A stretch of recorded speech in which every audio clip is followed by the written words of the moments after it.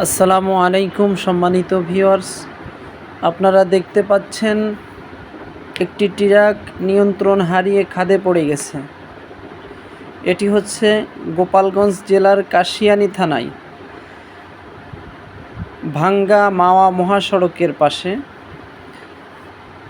তো ড্রাইভারের ভাষ্য অনুযায়ী ইমাদ পরিবহনের চাপ দেওয়ার কারণে নিয়ন্ত্রণ হারিয়ে খাদে চলে যায়। গাড়িতে থাকা ড্রাইভার এবং ড্রাইভারের একটি ছেলে ছিল। ড্রাইভারের তেমন কোনো ক্ষয়ক্ষতি হয়নি।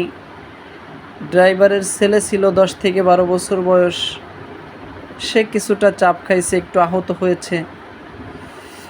গাড়িতে লোড করা ছিল কাগজ। আসলে এমন দৃশ্য দেখলে সকলেরই খারাপ লাগে। আল্লাহ তাআলা যেন আমাদেরকে ছোট এবং বড় সমস্ত প্রকার বিপদ আপদ থেকে আল্লাহ তাআলা যেন আমাদেরকে হেফাজত করেন।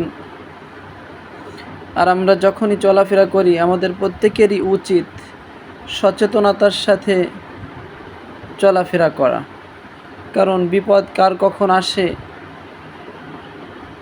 এটা তো বলা যায় না। এজন্য আমরা যদি সচেতনভাবে চলি, সচেতনতার সাথে আমরা যদি ড্রাইভিং করি, হয়তোবা অনেক বিপদ থেকে আমরা বেঁচে যাইতে পারবো ইনশাআল্লাহ।